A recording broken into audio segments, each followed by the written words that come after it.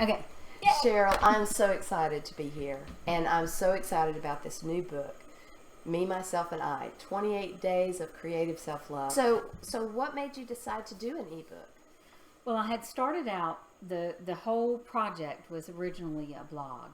And I have friends who complain, oh, I don't want to go through Valentine's anymore. I'm by myself, or I'm not happy in my relationship. And so I kind of took up the gauntlet and said, I want to help them find love for themselves. So they're not looking for love outside of themselves until they love themselves.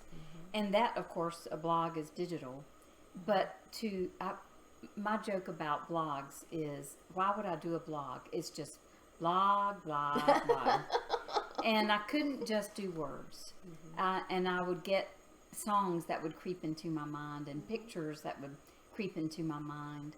And so by doing the blog with multidimensional, with pictures and with the songs that go along with them, it really is ideal to have it done in the ebook format, because while you're sitting there, you can just tap on the picture and have it expanded, or you can tap on the link to the song and have it play while you're maybe even thinking about what was just said. Well, and this book brings all of that together. That's what I loved about it, is that it's so interactive. And not only are your words inspiring, and the way you write is so user-friendly. It's like you're right there in the room talking to me. And it's just perfect. And then when I'm reading, and then I can click on those little notes, and I'm going to get a song that's so relevant, and it just makes so much sense, because there are some folks who are visual learners, and so we have the pictures that you have, and the pictures are always perfect. It's just amazing. So creative. Yeah, and it's fun. I mean, like I think on day 2, one of the songs is Conway Twitty, "Hello, Darling," and it's an old song. It's not even old school. It's just an old song, and yet you can hear in the song the message of that day, and laugh about it and have fun with it. Yeah, yeah, it was great. It was great, and just the way you bring everything together. You know, that it just all blends. It blends so well, and it is fun. So you touched a little bit on the inspiration, but what about your own journey to self-love? How was that for you to write this book? Was it something that you think you've achieved and you're telling us all how to do it? Or do you think it's still a work in progress and it's a journey for you as well? Well, you know, I guess I'm just a visual person, because when you said, have you achieved self-love, I get Tarzan, oh, and it's like, oh, hell no, I'm not that. I'm not that. And everybody, I think everybody, if we stop and connect with what's deep within us, there's always more self-love, because love is an infinite thing. So why wouldn't self-love be? And so we just learn to love ourselves more and more and more. Even if we feel like, oh, my cup of self-love is overflowing, there's still more to put into it, or we go to a bigger cup and see how much more we can pour into it. And sometimes our cups have cracks and we don't even know it. It's leaking out the bottom. It's leaking out the bottom. And so it's like, you know, for those people who really maybe didn't get affirmed as children and they didn't get any kind of validation, I think some of them come with a little bit of a crack in it. I think we all come with a little bit of a crack, and we learn how to putty it up and how to do something different. But what would you say to those people as they're taking this journey with this book? Because you and I talked privately, and it was a struggle for me as well, because, you know, I think sometimes we don't want to confront the things that we need the most. And so what would you say to people who didn't get affirmed as children? How can this book be relevant for them? Well, I think it's relevant to so many people, and those who weren't affirmed as children, or who maybe were affirmed and abused at the same time, you know, who got the mixed bag. It's a matter of how can you create safety in your life enough to be willing to peek into what's inside of you. And even if that safety is a 10-minute break in the day when you don't have someone grabbing your apron strings, or you don't have the feeling of just the burden of life and the struggle and the pain to survive, that if that 10 minutes means locking the bathroom door. That's a gift that you have to give yourself. And I really think you could read the book a paragraph at a time. It would take you a long time, and that's okay, because you've said to yourself, this is all the safety I can give myself, is a paragraph a day. And so what are I say even inchworm steps that even those who did not get it when they were children, how can they find that spot, that one spot within them that will, maybe even call a timeout on their self-loathing and say, no, this 10 minutes is mine. You can't talk to me that way in this 10-minute block. Right.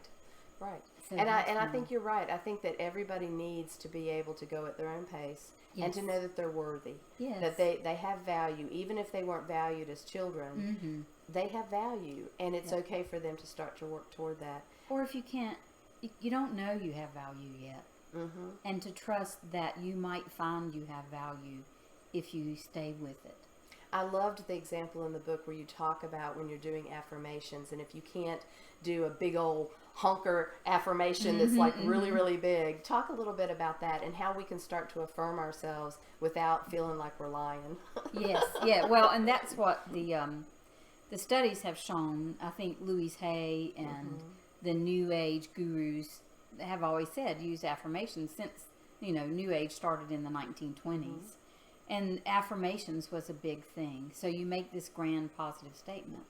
But recent studies have shown that you're actually creating stress inside your body to be making a grand statement that part of you is saying, this is baloney. I'm not buying it. And so you get into this push-pull within you, and you're not going to get anywhere. And so Mary Kay Ash, the founder of Mary Kay Cosmetics, used to always say, if you can't say, I'm ready to love myself, then you would say, I'm getting ready to love myself. And then even that, if you feel the tension within yourself rising to the point you can't function with it, then you back up another step and say, I'm getting ready to get ready to learn to love myself. And you keep backing up. But if you can't go too far back, because then you're not challenging yourself. And so to me, that's it. I'm getting ready to get ready to do day one. Yeah, there you go. There you go. And we'll see how it goes. Yeah. And I love that when you welcome people back on day 2, it's like, you made it. Yeah. You came back. So how do you hope for people to use this book? Oh, I hope everyone dives in head first and just wallows in the beauty of the book. And yet I know that's not going to be possible. So really my hope is that each person who has the book will open it and read a chapter and do maybe a journal entry or play with some art or go outside and remember what it's like to play for real, and just kind of leave that cracked open and get some breathing room into the possibilities, and so that the next day isn't as burdensome as the first day. And then to do the work that feels like it's necessary to move forward. Yeah, the work is important, and at the end of each day, not only do you give some great journaling activities and different options, and I love that part, that okay, here's an option, but if this doesn't fit with you, how about this option? So talk a little bit about the journaling, because how is creative journaling healing for people, and why did you choose to do journaling as one of the activities?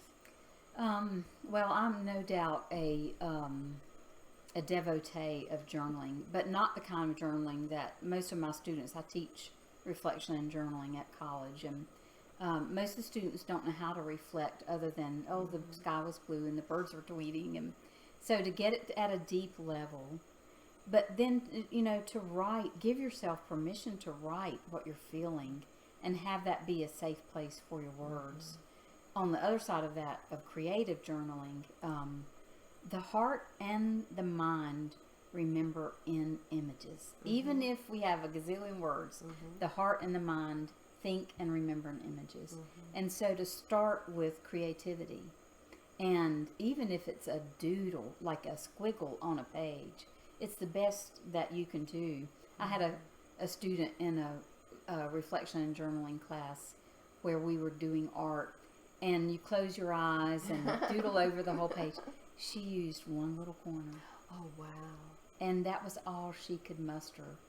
And so by the end of the class, she was using the whole page. Oh, that's cool. And so creative journaling kind of opens that door again.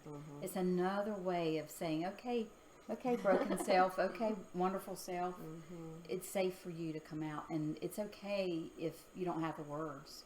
Just draw a triangle and let that be what it is. Or the mandalas, draw a circle and let your heart be in that circle, whatever that looks like.